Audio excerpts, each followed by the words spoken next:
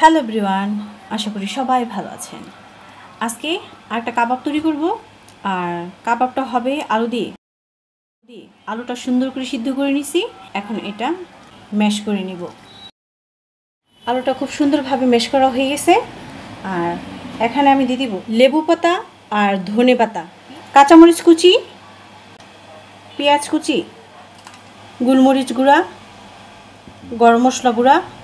আমি মাংসটা সুন্দরভাবে কিমা করে নিছি।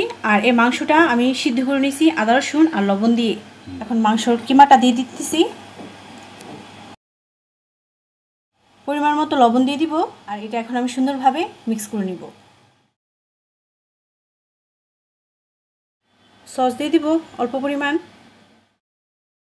এটা সুন্দরভাবে গোল করে নিছি।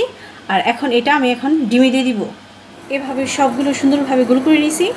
আর এখন এগুলো ডিমের মধ্যে দিয়ে ভেজে নেব। তেলটা সুন্দরভাবে গরম হয়ে গেছে।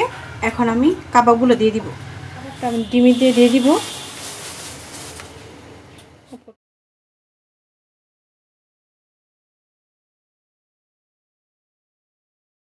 এভাবে দিয়ে সবগুলো ভেজে নেব। এক পাশ সুন্দরভাবে ভাজা হয়ে গেছে। এখন আমি এটা উল্টাই দিব।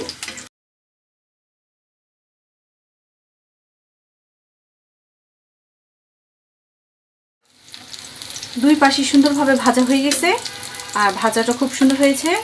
এখন এগুলো আমি নামিয়ে নিব।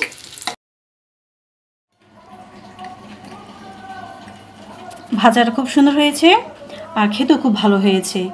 ওকে, সবাই ভালো থাকেন। টাটা।